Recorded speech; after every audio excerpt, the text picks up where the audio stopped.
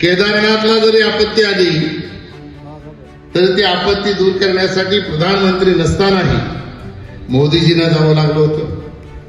सोमनाथच्या मंदिराला भव्य रूप जरी द्यायचं असेल तिथेही पुढाकार मोदीजींना घ्यावा लागतो.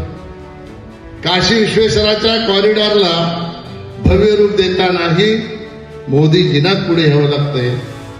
आणि 530 वर्षाची आपली प्रतीक्षा जी रामलल्लाच्या मंदिराची त्याच्यासाठीही मोदीजींनाच पुढे यावं लागतं. जय श्रीराम, जय श्रीराम. अयोध्येमध्ये राम मंदिराचं उद्घाटन झालं.